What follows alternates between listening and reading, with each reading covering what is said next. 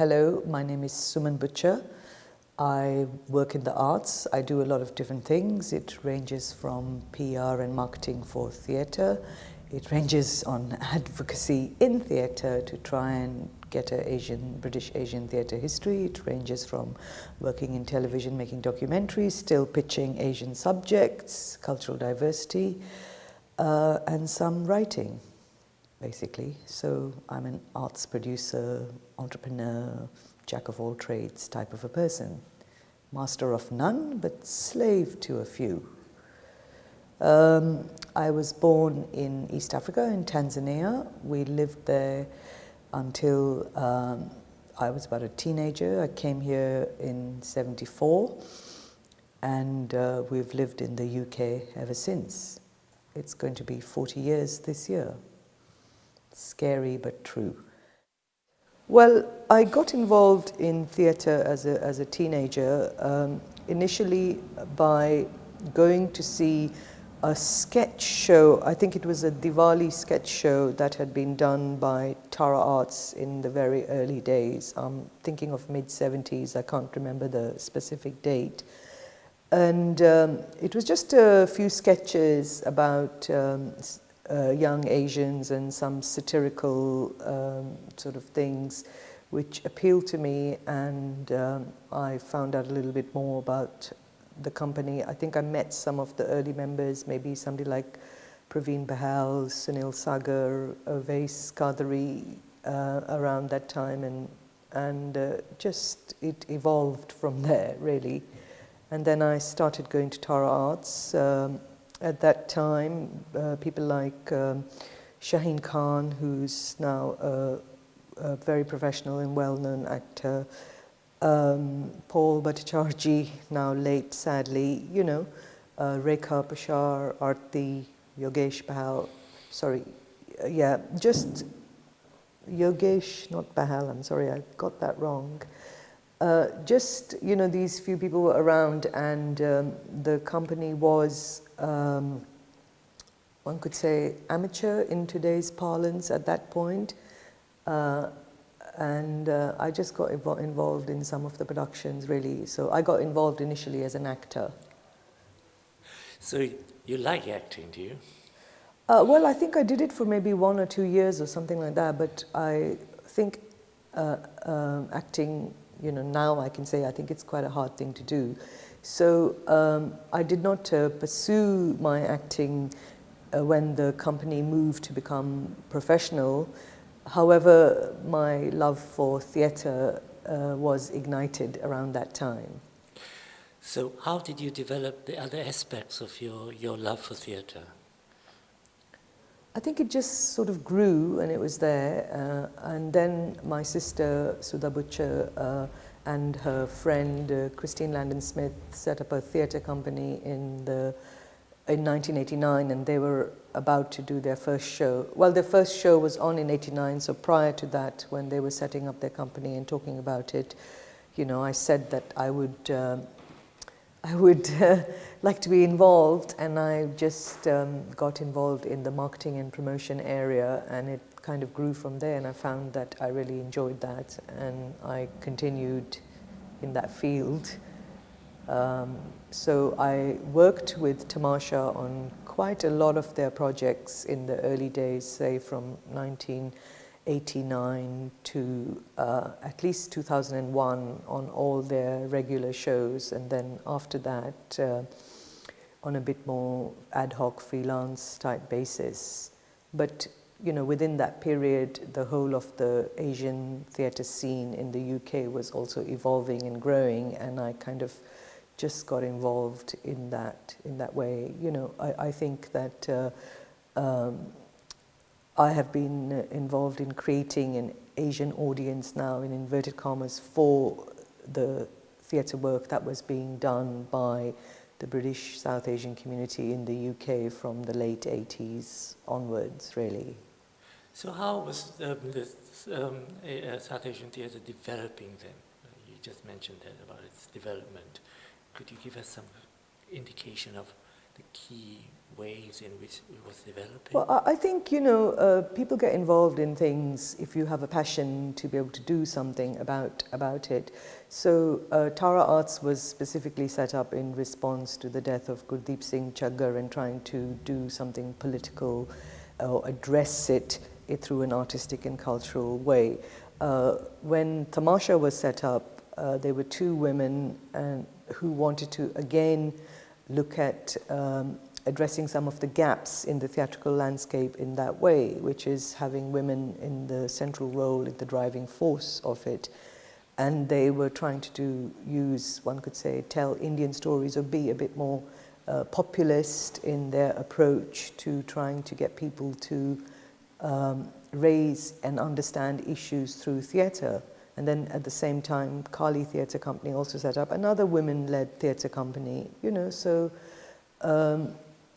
the evolution is organic. I mean, you have to feel something about a subject matter and respond to it. Of course, there were other considerations because at that time in the late 80s when Tara went professional, there was a whole issue about how could young Asian actors who did wanted to work in a professional capacity get a membership for equity, and it was quite difficult to do. And I think that theatre companies who had some sort of a rep approach had to nominate people to be able to get tickets. So all these other issues about productions, about employment were also there.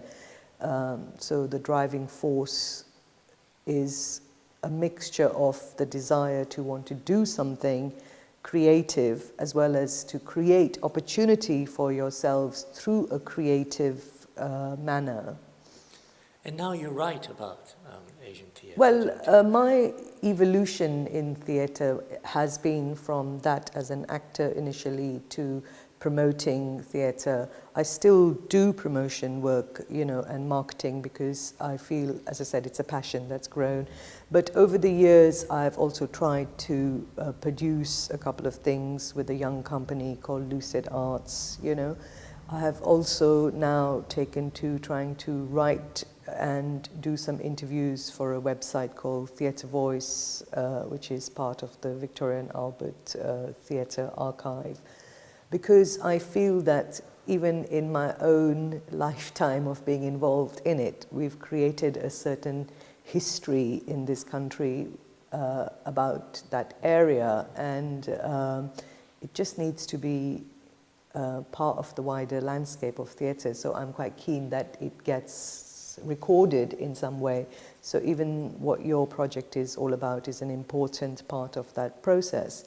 I mean, I could give you an example. This year we've just celebrated the 50th anniversary of the National Theatre, and although it's been quite big in some ways, I've heard nothing said that Tara Arts have had 4 shows at the National within those 50 years. So, again, one is neglected and you don't want to feel bitter and twisted about it, but sometimes it's a little irritating, Yeah, I wanted to ask you about this kind of developing audiences, because I actually had a National Theatre in mind, audiences that go there are predominantly white and middle class and more elderly as well. And how do you feel about this? I mean, to me it's a bit of an irritation that there's these divides, and especially amongst our national theatres, in sort of developing audiences from different ethnic communities. How do you feel about that? Well, I've been doing it off and on since the late 80s. I think that I would say that most of the people who run the theatres and so on, they're really quite nice and open people.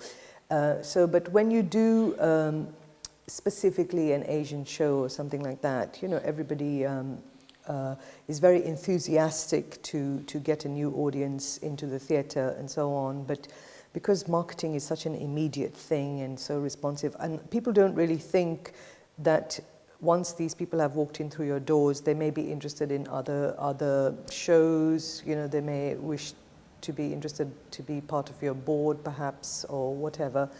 And that's what ends up happening. I mean, I have, badgered all the venues that I might have been involved with to encourage them to keep the audience interested, that if you ignite in somebody a love for a theatre, so if you bring a family to see, say, a Tamasha show at the Birmingham Rep, which is based on a Bollywood musical, 14 songs, 2 weddings and a funeral, let's say, it's a very family show, people have seen it, there is no reason why they may not like to see the Christmas show then, because that Christmas show may be very family-led. But you know, you have to be creative in your marketing, and you have to think like that, and sometimes people don't have the time or the mental capacity to do that, because if your show sells out very quickly, then you think, oh, I don't need to worry about getting anybody else in for any other reason. But, you know, so I do feel sad that that dialogue is not an evolving one. It tends to be in stop and starts. You know, I have just noticed that myself from the work that I've been involved in, and just taking the National Theatre example in mind, you know, maybe those shows were like too much in the past for somebody like Nick Heitner to take note of this year. Who knows? I don't really know, you know. And people are just living in the present in that way. So it's a complicated question, and I don't really know what the right answer is. But as I've gotten older, and myself, I've gotten a little more, what's the word for it, kinder about how I see those things, you know. You just have to keep badgering. So let's come back to the audiences, because as somebody that's marketing a production, you must have many, many different audiences in mind, I mean, different strands of audiences. I mean, how do you work that out in your strategy? I think I try and think of the product that I'm involved in, and to really think creatively about who might be interested in it, you know, and how to pitch to them. In the old days, I did a lot of what you might call direct marketing, or now they call it arts ambassadorial, which is really talking to people with leaflets type stuff. And I still do that today, despite a lot of other avenues. And but alongside that, you know, I am quite aware of social media, the niches. So if you were to take 2 plays that are on right now, you know, one is a play by a physical theatre company. It's a Bollywood transposition of a Cymbeline that's going to be on in London, and it's been touring the UK. So somebody like Physical, you know, he's been based in Leicester for around 10 years. The company nurtures young talent from the UK. So the pitch for his show is probably the younger Asian audience who have only started going to theatre maybe in the last 10, 15 years, and they may not know anything about the earlier theatre work. Whereas at the same time, you have Rani Murthy, who's doing a show which is called If Only Shah Rukh Khan, which again takes a sort of a Bollywood framework to tell a story that's a little more serious. It's about 3 women who run a Bollywood fan club, and into their lives comes a young black man who says one of those 3 women could be his mom. Now that to me has parallels to Mamma Mia, and also an Indian film called Mother, which is where Rekha was the single mom, and 3 guys come and figure out who you know, whose daughter, if it's their daughter. So, you know, I try and think of all these kind of mad type angles to connect. And again, it's a mixture of direct and indirect, social media, talking. At the end of the day, you know, the whole thing about talking to people about it is still quite important, really, even though they may have seen it on Facebook or anything like that. To me, it seems to be a kind of ethnicizing of theatrical venues. I mean, if you look at Cymbeline, it's appearing at Tara Arts next week. Rani's work is appearing at Waterman's next week, both of whom have a focus of South Asian audiences. And then you look at The Curve, you know, now that's the, you know, and that again, you know, has a young South Asian director at its helm, you know. Well, in the studio, for the studio, really. If you mean Subhadas. Yes. Yeah, yes. I mean, I just met him last week, but he is only trying to create work in order for the curve to develop its South Asian audience, and he's working in the studio. But you know, the Leicester curve, its predecessor, the Leicester Haymarket, has been involved in trying to create South Asian audience for at least the last 2 or 3 decades. And the question should really be to the Leicester curve artistic or chief executive as to why they, you know, have to always start from the bottom. But this is the nature of British South Asian theatre, in a sense. You're always working your way up from the grassroots. And why should you? Because after all, Leicester is predominantly South Asian anyway. It's, you know, its population. And I think this is that's why I'm asking you these questions, because you are in marketing, and you know, it's kind of interesting to hear what you have to say about that. And I mean, if you feel that the difficulties still you know, are still here today after 3 decades of work, you know, where are we moving to? Are we moving anywhere at all? Do you see any improvement? Do you see any progress, real progress? Well, there's real progress in lots of different ways, in the sense that the artistic community has grown a lot, in the sense that the talent that it has created has been sort of then rediscovered for television and stuff like that. For example, if you take, say, my sister's theatre company, Tamasha, which actually took a chance on an actor who was writing his first play, that's Ayub Khandin, East is East, and they did some workshops, you know, like writing workshops, which they still do now. And last year they discovered Ishidin, or, you know, maybe Ishidin and Ayub were always there in the talent, but it takes somebody to spot it and to nurture it. So, and Tamasha has a very strong arm of developing artists that continues to do that, but you know, once they've discovered these people, everybody else also wants to then throw money at them or encourage them to write. So that's great for those individuals.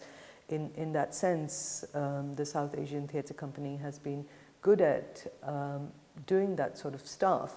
So if you're talking about progress, so progress has been made on certain levels. A, you could say the artistic community has grown. B, you could say it's created talent, which has then had its own evolution to do work in other institutions and so on.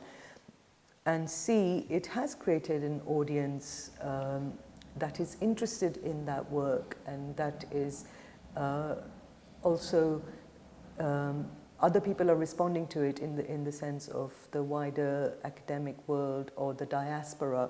I mean, I think where we need to go now is to find some way of having a little power in terms of being able to make the creative decisions at the top level within institutions, perhaps. I mean, people who are already around, the artists who are, you know, maybe it's not something for them as their own creative drive, because you have to be motivated by what you want to do, and you have your own journey alongside a kind of wider political journey. But, you know, maybe in 10 years from now, you might get somebody who wants to run an institution at like a national or a Birmingham rep, or be at the RSC or whatever. I mean, there have been people who have been involved in that still, but I'm just saying, you know, like, if you're talking about where's the progress, I do see the progress. I think that we could have more, but we need to have a little bit more power in some way. And I think that we need to make some links with the kind of business and corporate world. I mean, I have tried as an individual, and I still keep trying, and I know that people in theatre companies try, but at the end of the day, I think that the Asian business community, to a certain degree, does not understand how the arts community works, or how the arts world works, you know. They understand things like education, supporting poverty and building hospitals and supporting charities, but most theatre companies that exist in the UK are charities. You know, art is food for the soul alongside food. So, you know, it's like trying to make people understand that it has the equal level of importance. It's not a luxury that you can just add on when you think you've alleviated poverty in the world type stuff, you know. So we've got these audiences for live theatre, but we also have a massive audience for TV and film. And you are in fact currently preparing a program for radio on film. Would you like to talk to us about that? Yeah, I've been involved in making a documentary which will be on Radio 4. It's called Lights, Camera, Action, and it's really about the early days of film in the UK and the collaboration between Britain and some Indian film artists. So I'm talking about scriptwriter Niranjan Pal, who wrote the scripts of the films like Light of Asia, Shiraz and A Throw of Dice, which some people would have heard of, and also his collaboration with producer Himanshu Rai and later Devika Rani. These are all big personalities of the early days of film, and Niranjan Pal was also involved in theatre in the UK.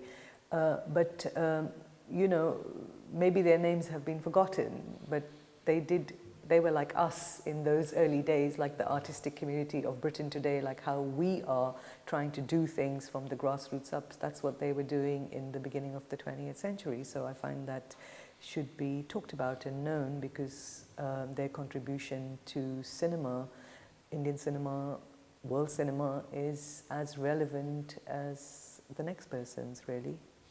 So what, apart from that, what do you hope to achieve from this awareness of this film, this body of film, in terms of new work, creative work? What do you think would happen with you actually letting us know about this, giving us a context? Well, I mean, my personal argument is that, you know, this whole idea of Bollywood or popular film actually emerged out of those silent films of the early days. But that's just a personal argument. I mean, we don't really, we're not able to explore that a lot in a 25-minute program, so we're telling you a little bit of a history and making that. But I believe that if you look at the work of director like Ashutosh Gowarikar or Sanjay Leela Bhansali, you know, you can see echoes that have come out of this silent film era. And in the silent film, maybe we don't have a lot of work surviving overall, because India itself has not been great at preserving its past, so that it can be of use in the future. But you know, there are these links there, and maybe it's an unconscious connection, because I doubt if those directors went and saw those early films and thought they're copying it, but in the terms, it's sort of evolved in the sensibility. So the three characters that I'm talking about, Niranjan Pal, Himanshu Rai and Devika Rani, they did leave the UK in the 30s, and they went and set up Bombay Talkies, which is one of the earliest studios in India, which did make some very successful films until the end of the Second World War. So some of those films, which were in Hindi, would be known to the Indian sort of people in the industry. Say, I can think of a title called Achut Kanya, which is dealing with the issue of untouchability, for example. And, you know, it began the careers of people like Ashok Kumar and Devanand and so on. So again, if you think of influences, they would have taken their influence from the silent films into their talkies, and those talkies which were made in the 40s, then the people who worked, a young Raj Kapoor used to work in that studio, so then it evolved into all the work he made. So I'm saying that there is that link in that way. Mm-hmm. And what about British Asian film today? How do you see that sitting in this history? I think the work of the diaspora Asian community, especially with reference to the UK, is where I can really sort of comment upon, is quite important in the whole artistic dialogue of work, because of, you know, being a British Asian is not just like a racial identity. I think it's a sensibility, and because it's a sensibility that's evolved out of the relationship of either growing up in the UK or living in the UK, and it's been in opposition to the mainstream in a subtle way, and it's imbibed influences of that. So the films that are emerging from that perspective are important because they are, although they may be like niche stories, they're at the same time giving you an angle into a certain kind of sensibility. I can't actually describe it, because it's not something that you can put in words, but it's there in the look of the thing, in the understanding. So you could say Gurinder Chadda's, Bend It Like Beckham, or Abaji on the Beach, which is going to be marking 20 years next year of, since it was made. Comes to mind immediately, but the sad thing is that there hasn't been very much work, because film is so expensive as a medium to do that it's very difficult for people to be able to do as much work as they would like to in that way, So what about TV then? Because there are quite a number of TV productions on there. Are there? Recently especially. Tell me, remind me. Indian Doctor, for example. I actually have been enjoying Indian Doctor. Yeah. I think it's, a nice program. I'm just sorry it's been on at 1:15 for it, because I've had to watch it on iPlayer, and then I missed the others because something went wrong with my iPlayer. But as a series, I quite like, because in a way that is talking about the history of the Asian experience in the UK in the 60s, and doctors everywhere, and they would have lived through being the only dark person in the village type of stuff, and having to make it in a nice way. I think it's been a good program, but there are not many. I mean, I don't know what else. I know I see Asian actors in other soaps and things like that, but in terms of Asian-led work on television, it's hardly there now, and that's quite bad. And there was a diversity conference in BAFTA about a week or so ago, which talked about the representation of ethnic minorities in television in 2012. It seems to have gone down by 5% to what it was. I mean, I don't remember the exact figures, but it's gotten less in 2012 than what it was in maybe 2007, and that is really quite bad. And I think the television commissioning editors and all those people are to blame, because trying to pitch to television is quite difficult, and trying to convince them that a story may be worth telling, whether it's a documentary or a drama, is, a big hurdle.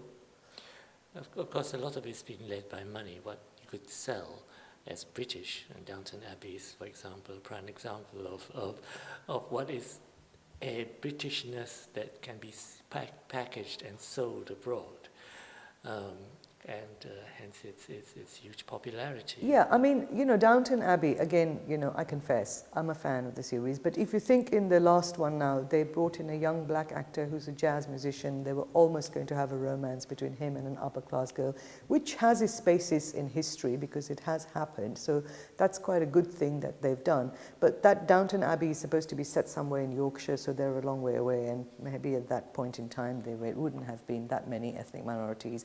However, having said that, when they did their last series, where they had the soldiers of the World War I coming and recuperate in the hospital, they could have had an Asian guy, but maybe they all went to Brighton, and we need a series based in Brighton. Also, having said that, when Downton Abbey first began, in the first series, the BBC were doing the upstairs and downstairs. They had redone it as a series. Sadly, they didn't continue it, but in the new version of the series, they also had Art Malik, who had come over as a secretary to some dowager woman whose husband had served in India. And in that first series, they almost have him having a relationship with the Jewish woman who was in the household for a particular reason. But they didn't pursue that series. And now I thought that was quite an interesting interpretation of a period drama where when they first made it, they never really had it. The Asians weren't even downstairs as opposed to upstairs. But when they revisited the same theme, 20 or 30 years later, they were quite aware of that. So that was quite a good thing to do, but then they didn't carry on with that. So, well, Artman is quite interesting because, of course, he had a great success in A Jewel in the Crown and then had to go abroad to get work. And now having come back, it's quite interesting. You're saying, he's come back.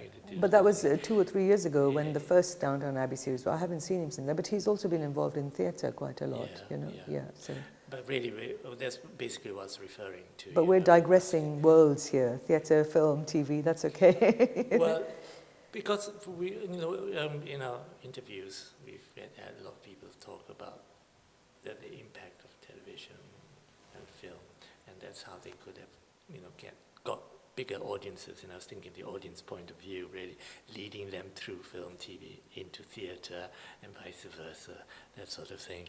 So I was really thinking of it in terms of audiences. Well, I think that television has sort of become quite narrow since the whole channel space. There have been thousands of it, at least British television. When there were only 3 or 4 channels, they had a mandate to do some work that reflected the population of the UK, and now in theory they're all signed up to some sort of diversity or the other pledge.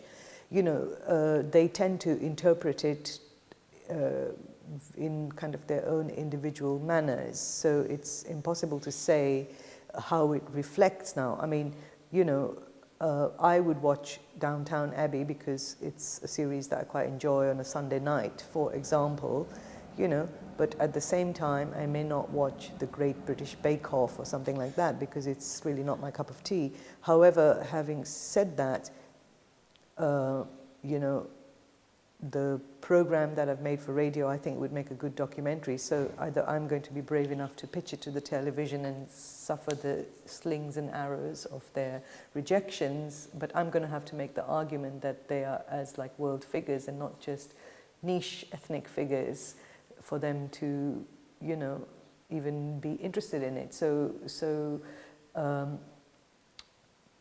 since the whole channel arena has grown bigger, the UK television sector has slightly narrowed, because also the people make this other argument that, well, you can watch something on Indian TV or whatever, and the audiences then get segmented because you may prefer to watch Kaun Banega Crorepati as opposed to the English version of Who Wants to Be a Millionaire because Amitabh Bachchan is a better presenter than Chris Tarrant. I don't know, So I'm just saying that that has led to segmentation of audiences. But if you're an Asian audience and you're a person who's based in the UK, you do want to see yourself reflected on the television and in film, and you also want to see yourself reflected in the kind of Indian channels, and to a certain degree it's difficult to be on either. So do you think there's any currency in British South Asian theatre as a genre now? Well, yeah. I mean, it's a identity of a certain kind. We do have plays coming from India, like say Lilat Dubey's theatre company is a regular visitor to Waterman's, and they do work different kind. They've done contemporary classics from India, or they've done pretty much sort of new writing, you could say, But the work that's being developed from the UK is now very different to, say, the early days of theatre, because, as I said, individual artistic journeys have evolved, and newcomers who are coming in are moved by different priorities.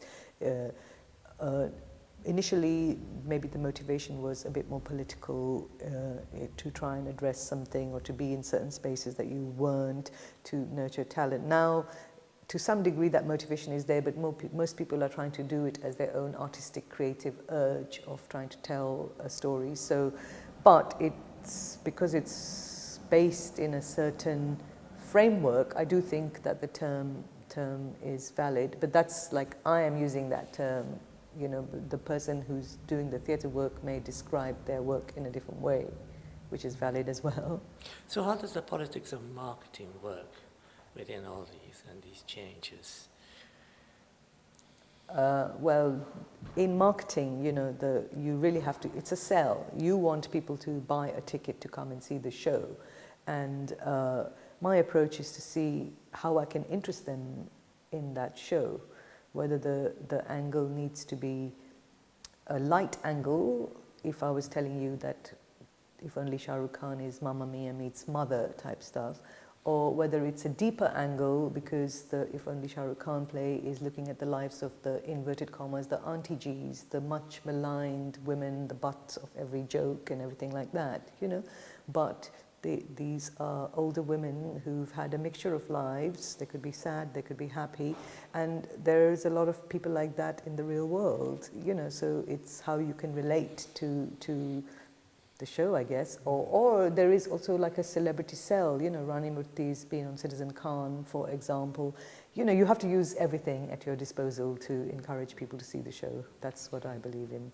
At the end of the day, it's their decision, but if they give you some time and listen to you, then that's half the battle won, as it were. Yes. And so how do you feel the actual state of theatre is? Your personal feeling, I mean, obviously, you know, it's different things for different people, but having, you know, been involved in it from the very, very beginning, you know, in the 70s, how do you feel the state of theatre is today and how it has evolved? What's South Asian theatre, really? Well, I sort of said, I mean, I think it's surviving. You know, well, the whole thing about grants and money and resources, it has been cut over the last few years, you know. Companies have been cut. They still have difficulties finding venues to do their work in. You know, relationships have to constantly be made in that way, but I think it's a resilient form because people are trying to carry on doing things that they want to. As I said, we just need a little bit of power now, a bit more power in strategic ways to enable it to thrive. You know? But we have things like companies like Rivco's Arts, who actually are quite populist, and they get quite a lot of audiences and you don't have problems filling their auditoriums.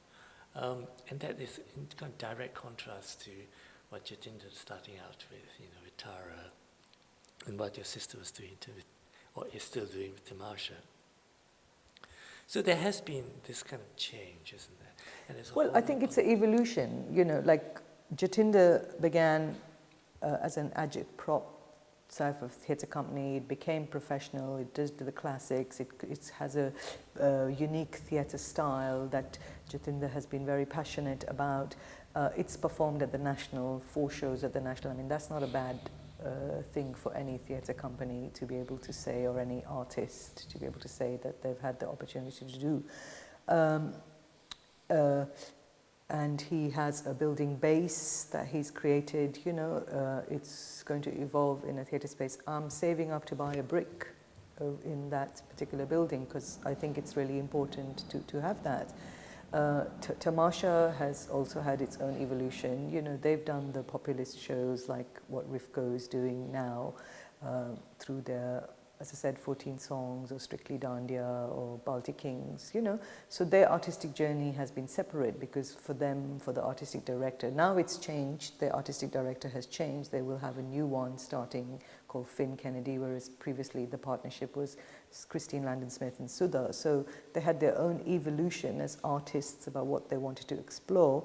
And now the evolution is to nurture the next generation of talent, of which they have already been very good at nurturing. If you were to tick them off in a list, you know, Raza Jaffrey, Parminder Nagra, Ayub Khan Din, Ishi Din, just the immediate names, the bigger names that come to mind, but there have been others who've got the opportunity to put on their work at their scratch nights. And it's quite difficult, even as a starting out person, to be able to get a venue, to be able to find somebody who will believe in you, to be able to do a show when it's in a rough state. You know, it's really quite hard to find. So, and Rivco is also doing some good work. I mean, I enjoyed their Britain's Scott Bhangra. You know, I think, again, it was telling a story about a certain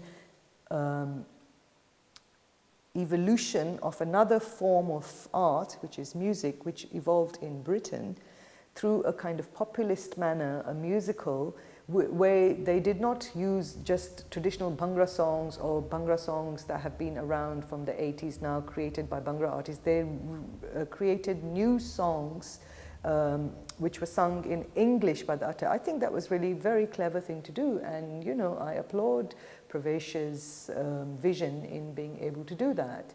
So to come back to the British South Asian nomenclature, I think it's there in those sorts of things. And also you've got now two South Asians running two theatres like at the Bush and the Tricycle in London. Yes, I mean, that's fantastic. Somebody to have Indu Rubasingham at the Kilburn Tricycle and Madani Yunus at the Bush. You know, it's part of the evolution of that history. It's allowed these people to be created. That is not to say their work necessarily is South Asian or whatever, but they have been able to grow in the theatre world or feel encouraged, you know, maybe when they were 20 and starting out, because they were able to see other work that was around. But, you know, they themselves are very able directors and they have a huge body of work behind them. But somebody like, say, to Indu Rubasingham, one of the first shows she did when she was made artistic director of the Kilburn Tricycle Theatre was to do a show called Red Velvet, which is about the life of Ira Aldridge, a black actor who was working in Britain in the sort of middle of the 19th century, performing in the West End. And although people like me may have known his name in theatre histories, you know, I have friends who carry around little posters of him and they do small exhibitions over the place about him. Well, it's the first time it was brought to the attention of the wider public, and people went mad for that show. You couldn't get tickets for love nor money. It's coming back again at the tail end of this year and early next year, and as far as I'm aware, the tickets have been sold out. So you could say it's taken 20 or so years for the world at large to see the name of Ira Aldridge, who people like me might have heard about in the 80s. You know, so I think that's fantastic.